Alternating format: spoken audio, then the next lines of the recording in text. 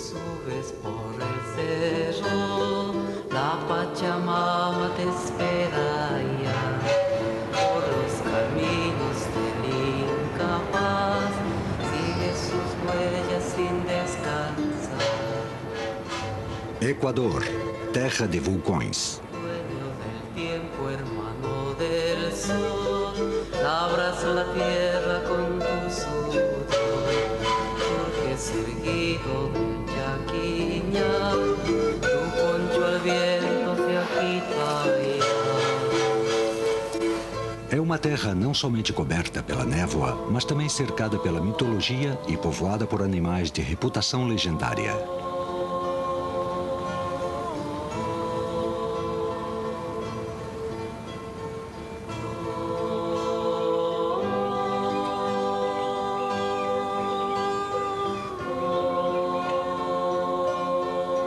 Este é o território dos deuses, reverenciados pelos povos antigos, cujos descendentes ainda trabalham à sombra dos vulcões.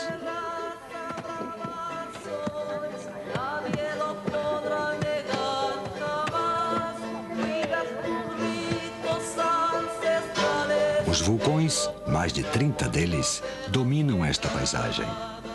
Estendendo-se a ambos os lados do Equador, suas cabeças despontam entre as florestas tropicais das terras baixas. Alguns são tão altos que seus picos estão sempre cobertos pela neve e pelo gelo.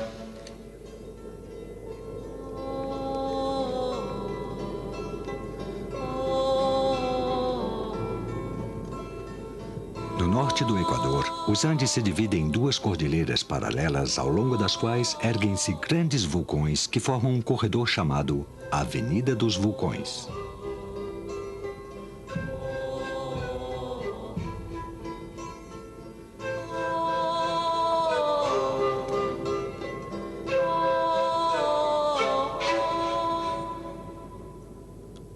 Os picos gelados dos vulcões elevam-se acima das nuvens que sustentam a floresta. Esta cobre as encostas mais baixas com uma vegetação luxuriante, formando a moradia preferida das criaturas mais singulares da América do Sul.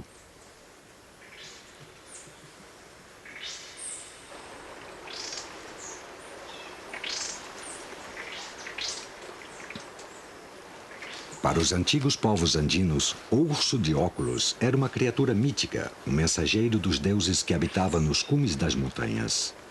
Mas, até mesmo na atualidade, a história natural desta única espécie de urso da América do Sul continua sendo um mistério.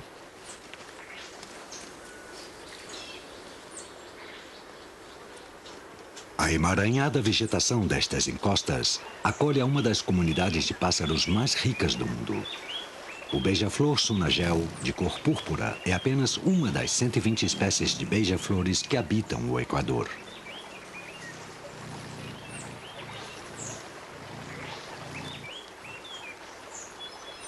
Os rios que descem das montanhas escavam avenidas através da floresta. Estas águas turbulentas não são um lugar apropriado para qualquer fauna aquática. Os patos de correntezas estão bem adaptados para nadar contra as mais fortes correntes, tanto por cima como por baixo da superfície. Estes patos especializados passam suas vidas ao longo de uma pequena extensão do rio de cerca de 1 ou 2 quilômetros. Ao contrário do urso de óculos, que percorre vastas áreas de floresta sob as nuvens em busca de alimento.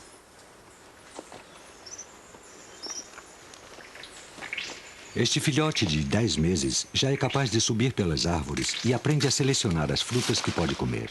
Mas nesta pequena árvore, a maior parte dos frutos nasce no extremo dos galhos, que são pequenos demais para suportar o peso dos ursos, mas suficientemente fortes para aguentar os pássaros comedores de frutos. A mãe urso tem sua própria maneira de resolver o problema. Agora, ambos poderão alimentar-se com o fruto caído.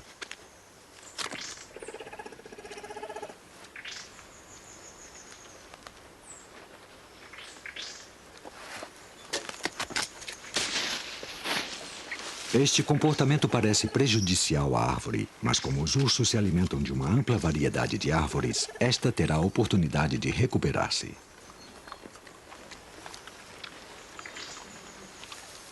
O território dos ursos de óculos estende-se muito além das áreas florestais.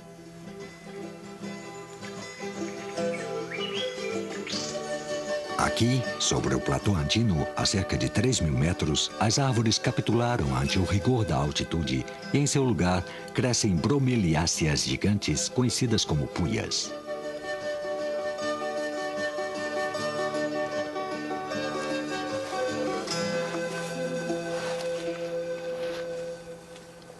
Estas plantas florescem apenas uma vez na vida e, por isso, sintetizam muito mais açúcar para abastecer-se de energia e permitir o crescimento de sua espiga, que chega a alcançar 3 metros de altura.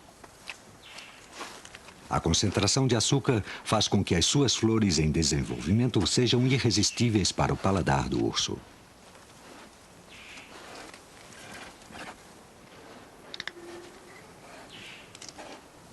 Os beija-flores jogam um papel menos destrutivo para a puia.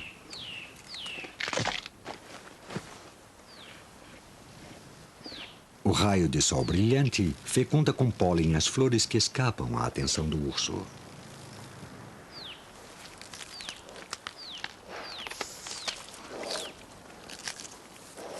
Os beija-flores precisam constantemente de néctar para alimentar-se. No frio platô, onde o número de insetos fecundadores é pequeno, os pássaros são o meio mais eficaz de realizar a tarefa.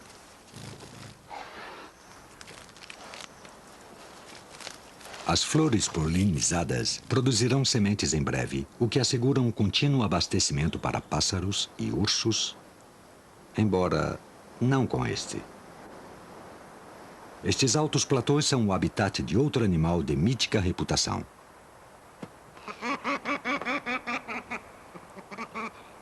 O carcará carunculado é conhecido pelos índios Quechua pelo nome de curiquingue. Ele está representado em suas danças e canções e é considerado como símbolo de boa sorte. Aqui em cima, as minhocas são uma parte importante de sua dieta.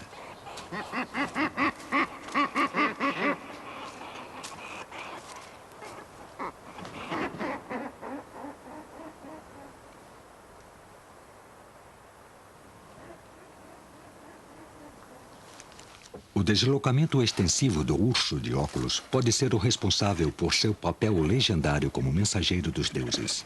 Seu território abrange desde as cálidas selvas dos contrafortes andinos até os altos platôs, quase na zona das neves eternas. Aqui é o reino do condor andino, o maior pássaro voador da América do Sul.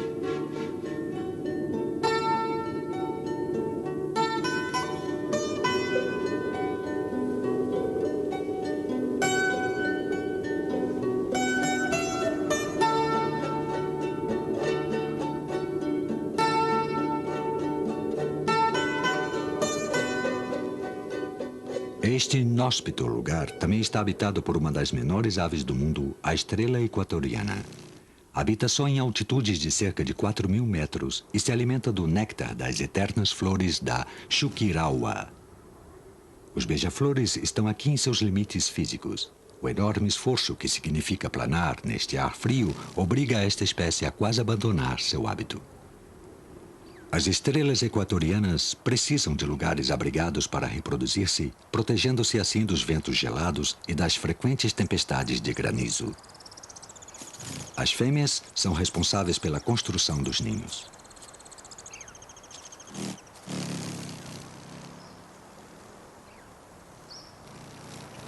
Os ninhos são grandes, bem isolados com musgo, cabeças macias de sementes e penas. Esta cavidade pouco profunda é ideal para ninhar, mas estes lugares são escassos e este, em particular, será compartilhado por 6 ou 7 fêmeas. A construção do ninho é uma tarefa lenta, porque as fêmeas têm que realizar frequentes paradas para alimentar-se e recobrar assim as energias.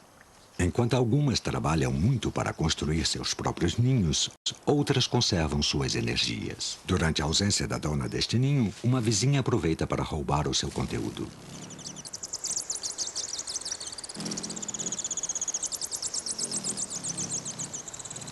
Todo o trabalho de uma manhã pode ser em vão.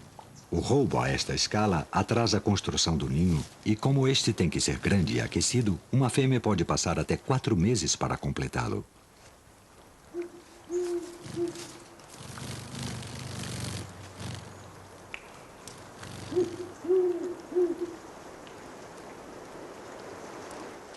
Uma coruja grande não tem problemas como este.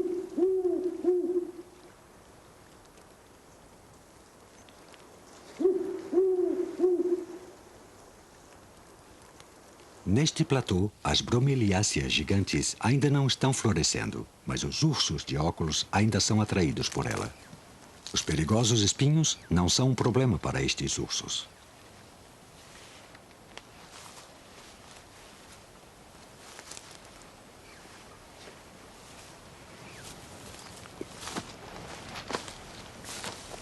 Mas há outro mamífero contra quem estas defesas são totalmente eficazes. Nos platôs mais remotos, existe uma das criaturas mais ameaçadas e mais difíceis de se ver da América do Sul, a anta montanhesa.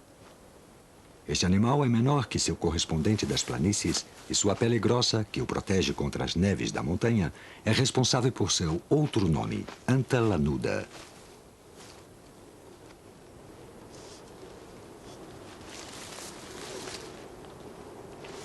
Mediante seu sensível olfato, busca plantas que sejam mais moles que a espinhosa puia.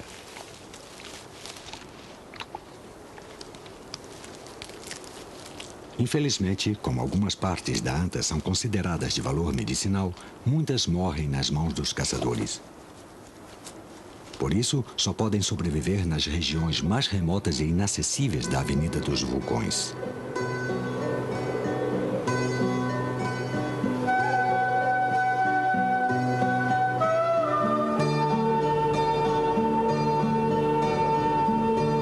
Os picos nevados, o platô se estende sobre um território esculpido pelas geleiras, desgastado pelos ventos e pela água.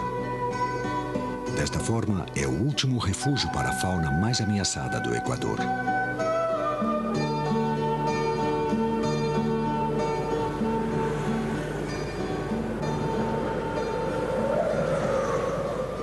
Os remotos lagos, alguns situados nos restos antigos de crateras vulcânicas, são com frequência um foco de grande atividade.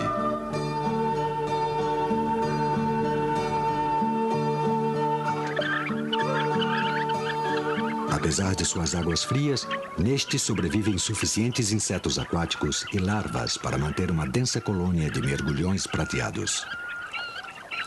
Agora estão construindo balsas para as bases de seus ninhos. O material flotante para a construção de ninhos está escasso e a competição para obtê-lo é muito grande.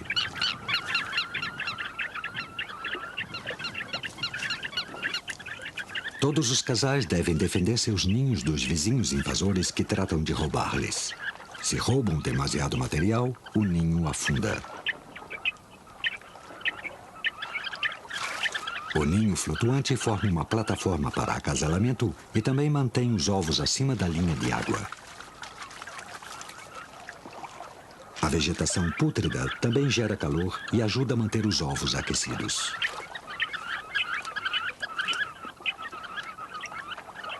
Logo que os filhotes saem da casca, os pais abandonam os ninhos e levam a família para águas abertas.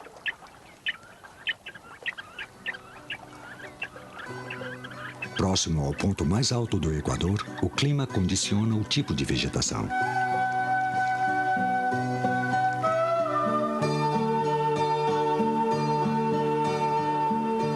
As plantas crescem amontoadas próximas ao solo e suas folhas cerosas resistem ao vento devastador, às extremas temperaturas e à intensa radiação ultravioleta.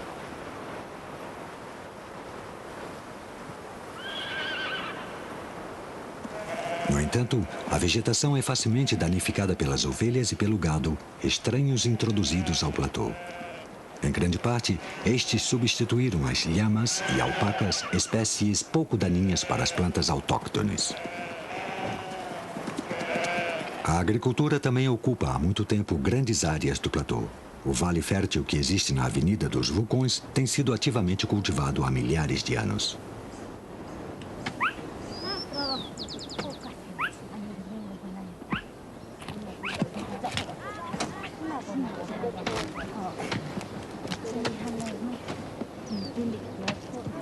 Toda a família se reúne para a colheita do quino, um grão parecido com o milho, cheio de proteínas e utilizado principalmente nas sopas.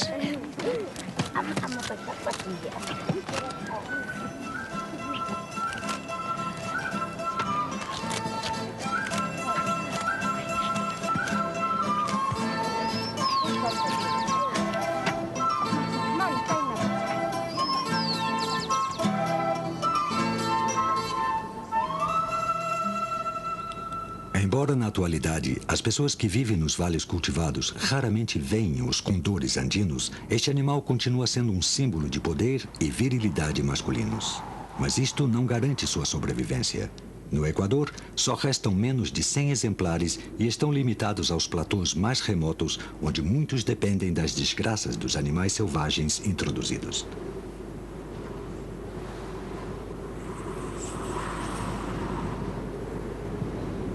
O condor se reproduz lentamente e necessita 8 anos para alcançar a idade adulta e desenvolver a chamativa plumagem negra e branca.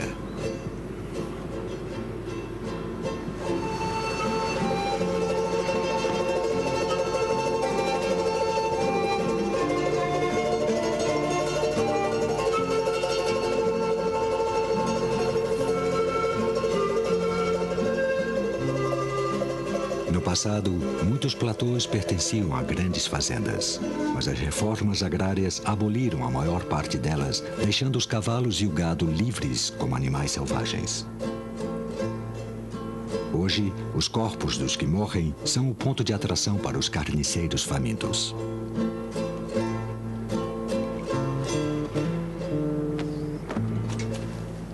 Um cavalo morto atrai a outros carniceiros antes da chegada do condor. Os carcarás têm crias para alimentar e o cadáver é uma possível fonte de alimento para vários dias. Mas nem eles, nem o gavião vermelho podem se alimentar até que a dura pele seja rasgada. Este papel pertence ao condor. Estes urubus do Novo Mundo aproveitam os fortes ventos do platô para elevar-se e buscar carniça sobre uma grande área.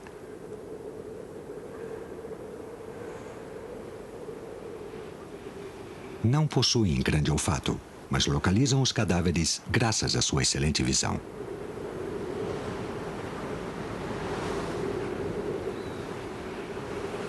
Têm receio em pousar na terra e com razão. Do momento que estão com os buchos cheios, têm muita dificuldade em levantar voo e se transformam em presas fáceis para os fazendeiros que, por engano, pensam que são responsáveis pela morte de seus animais domésticos. Desta forma, podem passar dias para pousar e se alimentar.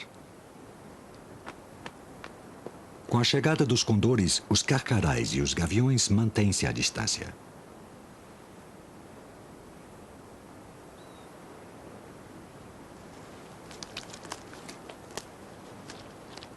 Até mesmo os condores jovens têm que esperar até que os adultos tenham saciado a fome.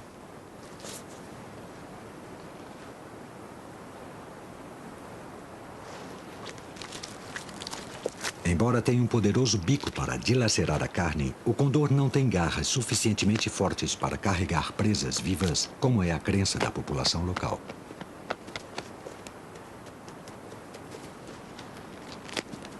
O condor se retira diante da presença da raposa do platô.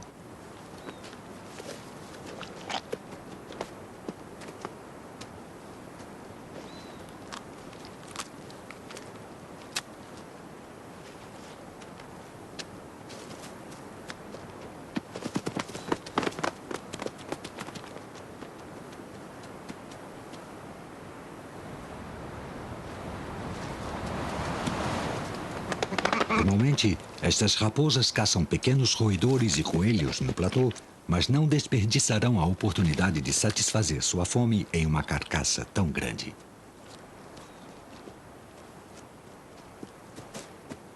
Uma porção de fígado é suficiente por enquanto, mas a raposa, como o condor, arde para comer mais. Os carcarás têm famintas bocas para alimentar.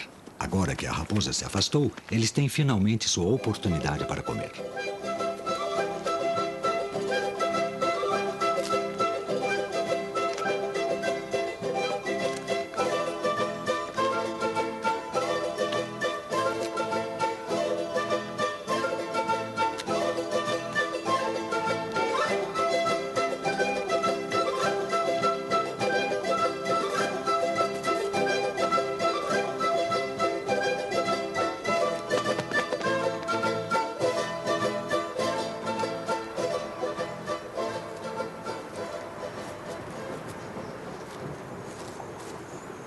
Um dos filhotes de carcará foi empurrado para fora do ninho e ficou preso entre os galhos, sem ter as forças necessárias para voltar ao ninho.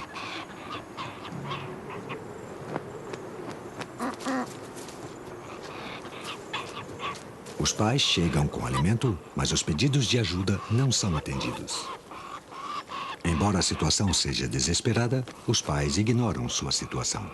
Por instinto, eles só reconhecem o seu filhote quando este se encontra dentro do ninho. Uma descoberta interessante de como funciona o cérebro de uma ave.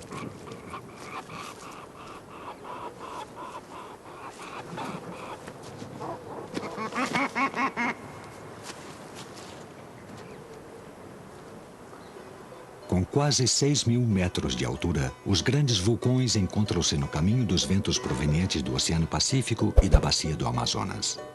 O ar carregado de umidade se condensa em forma de nuvens.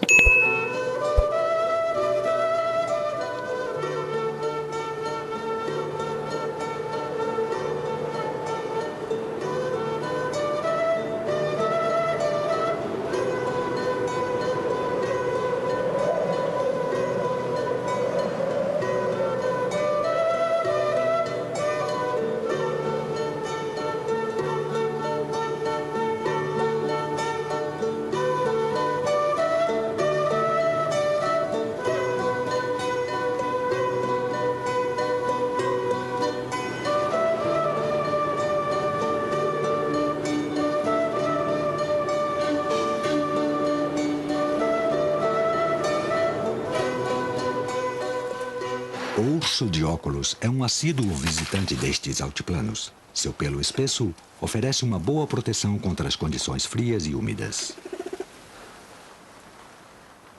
Habitualmente solitários, os machos e as fêmeas juntam-se no período de acasalamento.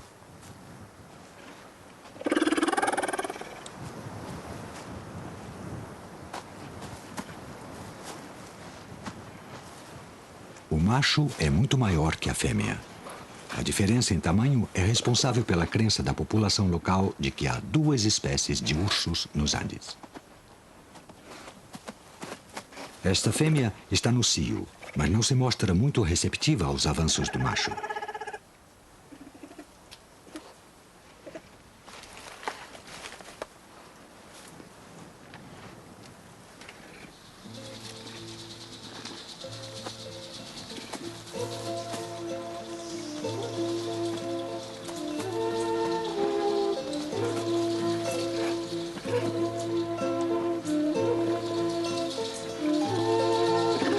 Estes picos nevados inspiraram muitas crenças antigas.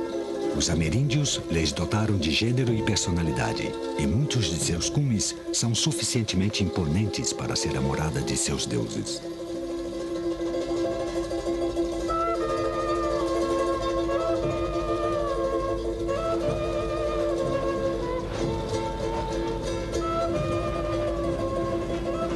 Em um certo sentido, eles estão vivos.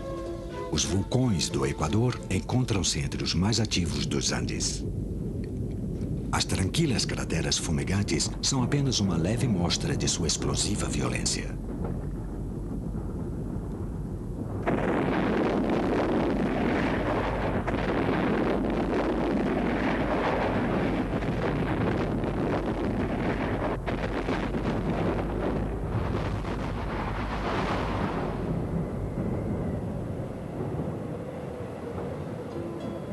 O Monte Chimborazo é o mais alto do Equador. Embora seja um vulcão há muito tempo extinto, Taita, o pai Chimborazo, é, segundo a mitologia dos indígenas Curuá, o criador e protetor de sua raça.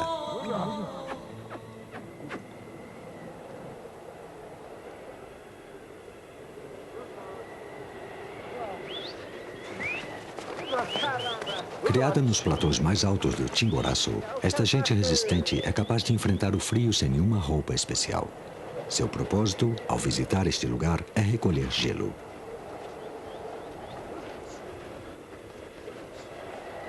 Esta mina de gelo foi utilizada durante muitos anos. É uma geleira fóssil, cuja capa de cinza foi gradualmente retirada por muitas gerações. A coleta de gelo faz parte dos costumes da família de Felipe Reyes há muitas gerações. O gelo está cortado em blocos de cerca de 23 quilos de peso cada. Um burro ou uma mula de carga carrega 2 blocos. Provavelmente, a tradição teve início para satisfazer a demanda de gelo da acalorada população costeira de Guayaquil. Mas atualmente, o gelo se destina apenas à cidade montanhesa de Riobamba. Atualmente, as pessoas possuem geladeiras e freezers, mas no mercado de Riobamba, o gelo proveniente do pai Chimborazo ainda tem muitos compradores, talvez devido às suas propriedades místicas.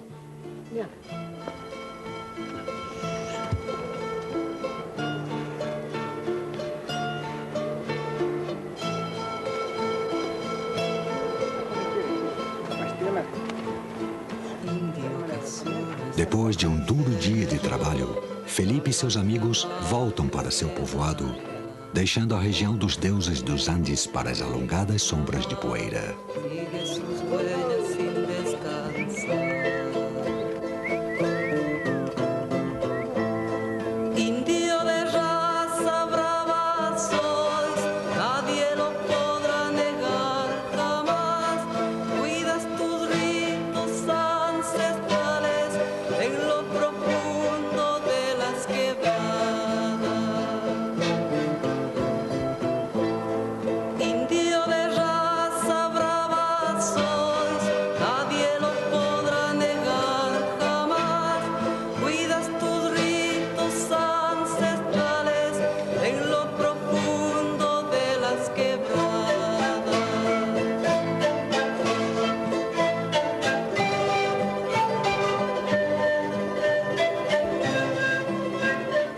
Chega, os mergulhões prateados preparam-se para dormir, enquanto estranhas criaturas começam a aparecer no platô.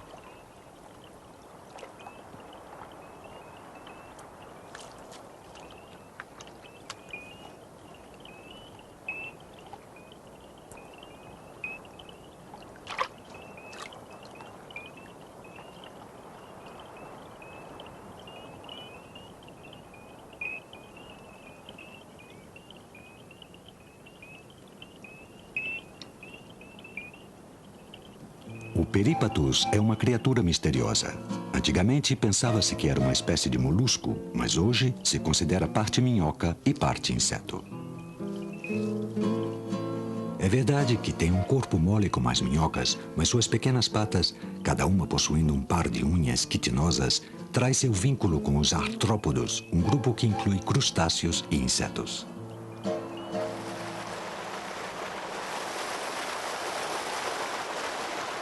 Próximo aos rápidos córregos, surge um rato, mas não é um roedor qualquer. Seus olhos e suas pequenas orelhas externas, seus dedos orlados e sua pele hidrófuga aveludada o equipam para uma existência aquática, pois é um rato pescador.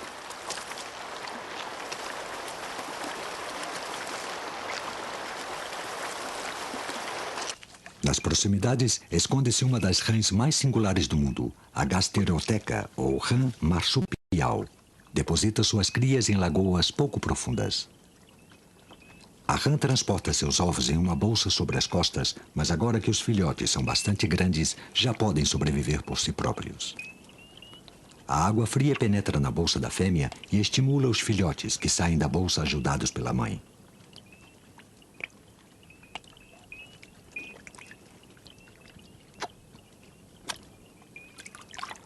Aqui, nas pequenas lagoas, os filhotes de rã já bastante crescidos estão relativamente a salvo, mas os peixes que dormem junto ao córrego estão em perigo. O rato pescador pode localizá-los graças a seus bigodes, uns pelos longos que podem detectar a menor vibração na água.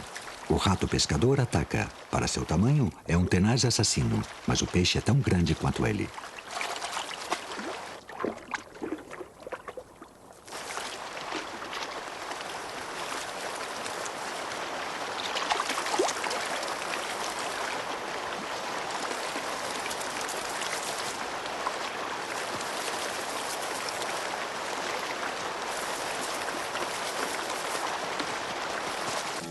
As maneiras à mesa do Peripatus são muito peculiares. Uma barata foi imobilizada mediante um jato de um potente líquido aderente produzido pelos rins do Peripatus. Usando suas pontiagudas mandíbulas, o Peripatus morde repetidamente e arranca um pedaço mole do corpo de sua vítima, injetando-lhe uma potente saliva que mata a barata e transforma sua carne em uma sopa facilmente digestiva.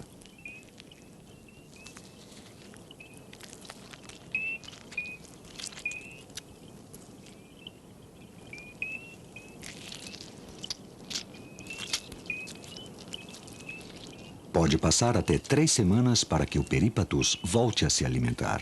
Enquanto isto, reporá sua carga de líquido aderente, preparando-se para a próxima presa.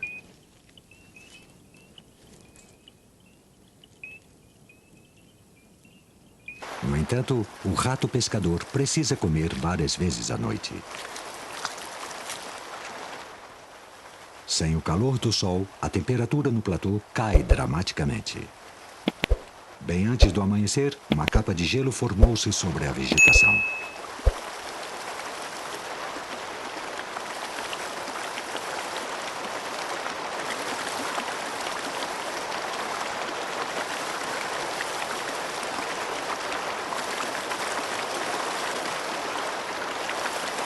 Na gelada noite do platô, é fundamental manter-se seco.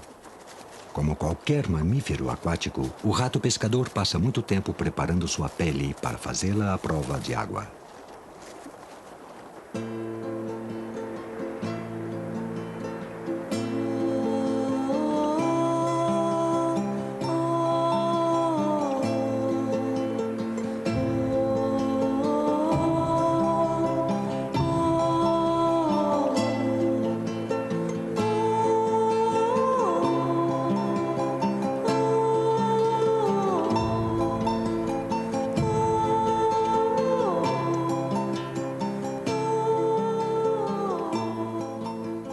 Quando começa a amanhecer, ele não se aventura mais fora de seu esconderijo.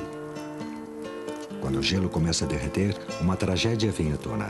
O filhote de carcará preso na árvore não recebeu nenhum alimento de seus pais e foi incapaz de sobreviver à geada da noite.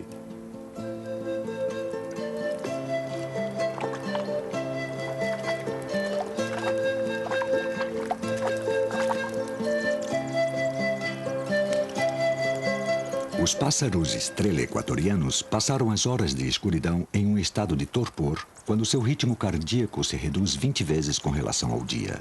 Esta é a única maneira que tem para conservar a energia suficiente para passar a noite. Agora, se aquecem à medida que o sol esquenta as paredes de sua cavidade.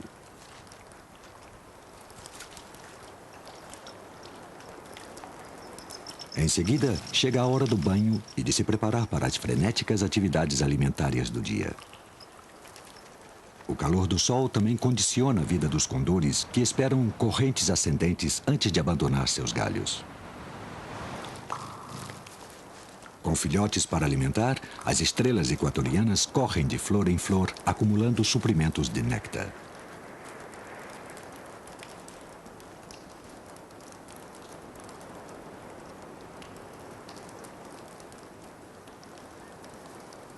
As perspectivas para o filhote de carcará sobrevivente são agora melhores, pois recebe uma atenção total de seus pais. Os adultos estão caçando lagartos que se aquecem ao sol.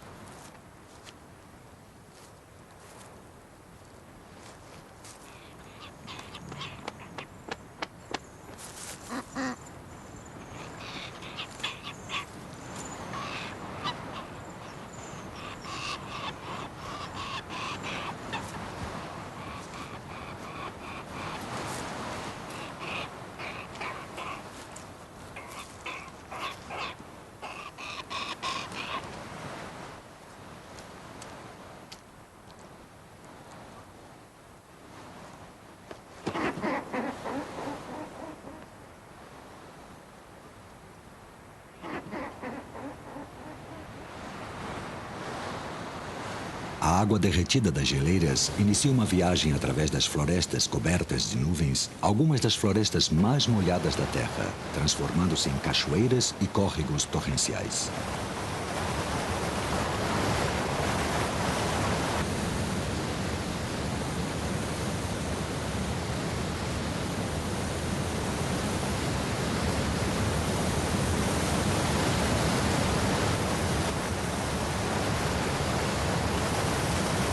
A enorme força destes rios transporta constantemente a terra úmida dos Andes e seus nutrientes vitais para as florestas tropicais mais baixas.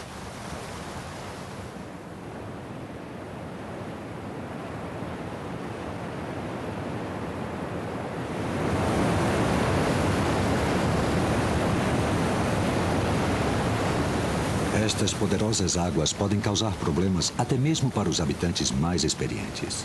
Os patos de correnteza têm agora 2 crias para cuidar, mas a atenção dos pais se desvia momentaneamente por causa de um pequeno siluro que a mãe pescou.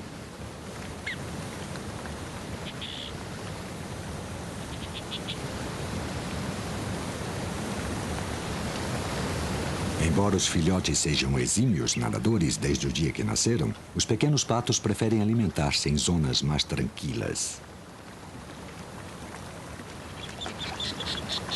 Como os adultos, estes têm bicos estreitos e flexíveis que lhes permitem pegar insetos e crustáceos nas gretas submergidas. No entanto, a força dos rios é tal que a corrente é capaz de arrastar os filhotes. Por isso, os pais mantêm-se constantemente alertas e preparados para resgatá-los em caso de necessidade.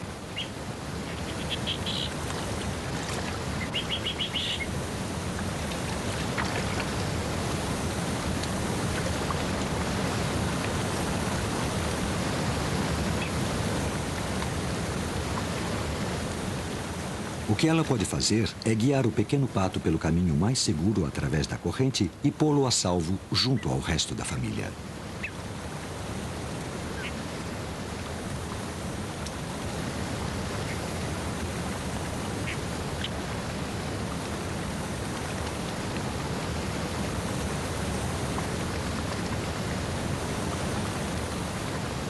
Muitos destes rios de rápida correnteza descem pelos vales cheios de precipícios, formando assim as únicas passagens naturais através da densa floresta coberta de nuvens, na qual a umidade constante e o clima temperado mantêm uma vegetação emaranhada e impenetrável.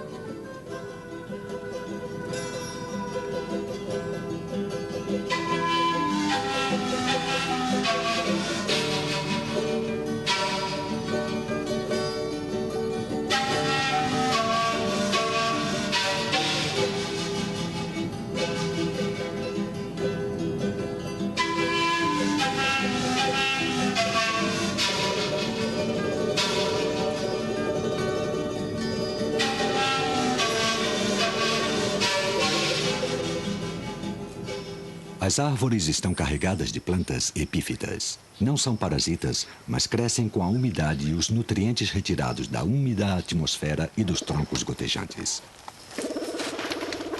Mesmo diante de tal variedade rica de vegetação, o urso de óculos escolhe alimentar-se de bromeliáceas, que representa metade da sua dieta. Suas folhas são tão duras e indigestas que só são comidas por um pequeno número de animais, mas o urso de óculos é um especialista na matéria. O filhote tem 4 meses. Brincalhão e travesso, explora a floresta que o verá crescer e eventualmente terá que sobreviver sozinho.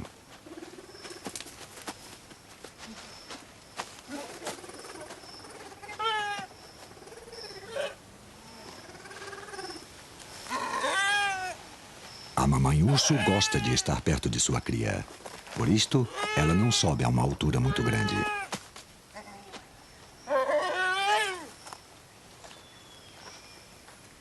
Afinal de contas, há muitas plantas suculentas próximas ao solo. As partes brancas das folhas que estão no centro da bromeliácea são as preferidas dos ursos.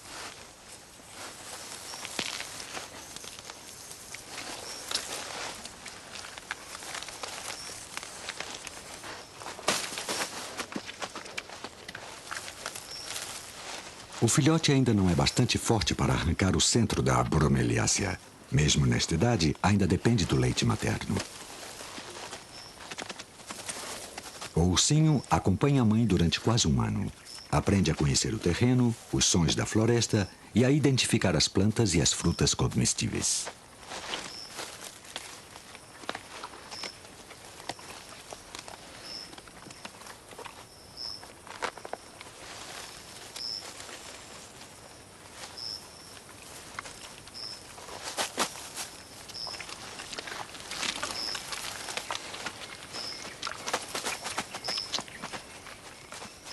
A cria observa a mãe de perto, mas nas árvores úmidas e resvaladiças, nem mesmo ela pode dar um bom exemplo.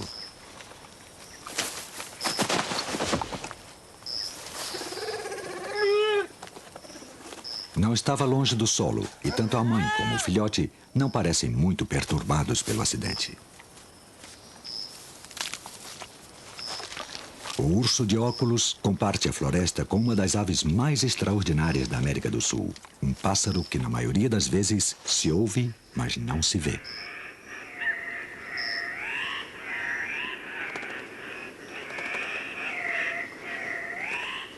Durante todo o ano, os machos se reúnem em zonas tradicionais de cortejo. Cada um ocupa seu próprio lugar, que deve estar limpo de folhas para que possa ser visto mesmo nesta emaranhada vegetação. Os machos formam o que se conhece como leques e começam a se exibir para atrair as fêmeas.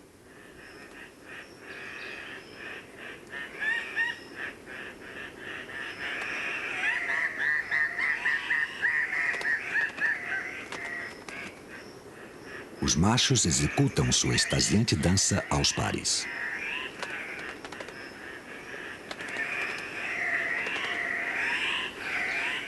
A chegada de uma fêmea causa uma grande agitação entre os machos.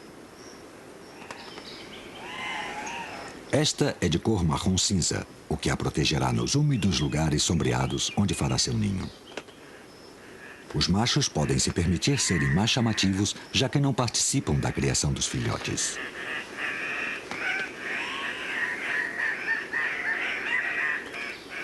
Cada macho tenta desesperadamente atrair a atenção da fêmea. Ele não se apressa e não aceitará qualquer pretendente.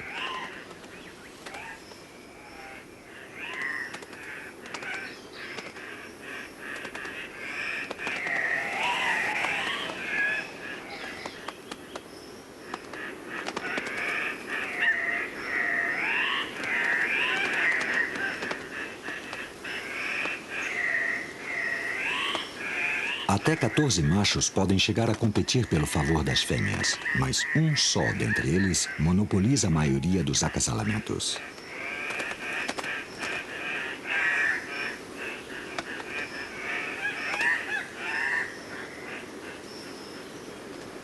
Apenas alguns leques foram descobertos no Equador, pois estão situados em lugares muito inacessíveis. Infelizmente, estas florestas de nuvens estão se reduzindo. Diferentes tipos de avenida estão sendo abertas nos vales à medida que grandes quantidades de árvores estão sendo derrubadas para a agricultura.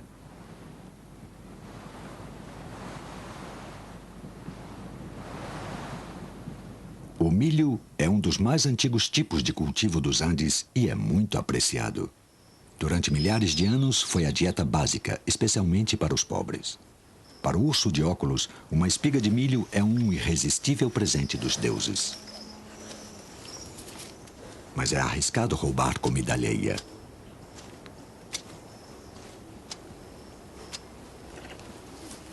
O urso colhe o milho quando está tenro e doce, um pouco antes de estar pronto para a colheita. O apetite do urso é tão grande que ele pode devorar toda uma plantação em apenas poucos dias. Entretanto, sua reputação como mensageiro dos deuses não lhe protegerá dos disparos. Na verdade, como o urso de óculos é tido como possuidor de poderes mágicos, sua gordura e várias partes de seu corpo são altamente valorizadas devido às suas propriedades terapêuticas imaginárias.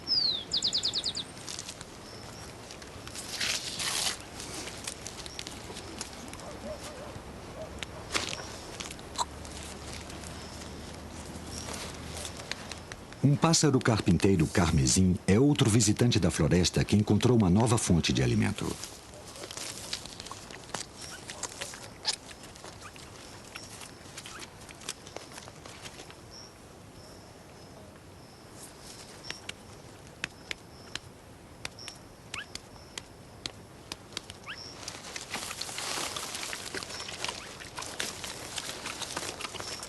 Durante sua vida, de uns 50 anos, este condor talvez veja o desaparecimento de zonas virgens do platô e da floresta enquanto voa sobre uma terra cada vez mais habitada e cultivada.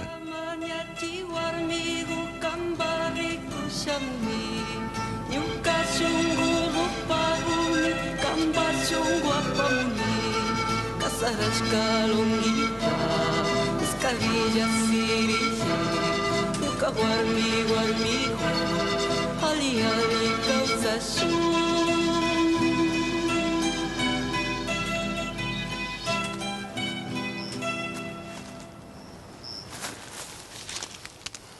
No Equador, ainda existem áreas virgens, mas a agricultura penetra cada vez mais no reino do urso de óculos, o que aumenta os conflitos com os colonizadores.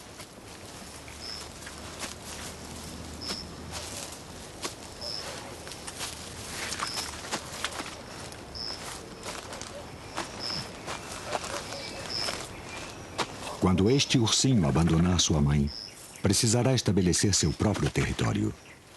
O que não sabe é que seu mundo está cada vez mais reduzido e fragmentado. Com sorte, restarão platôs e florestas de nuvens quando este urso estiver preparado para procriar. A grande altitude das montanhas e sua proximidade do Equador fazem da Avenida dos Vulcões uma combinação única.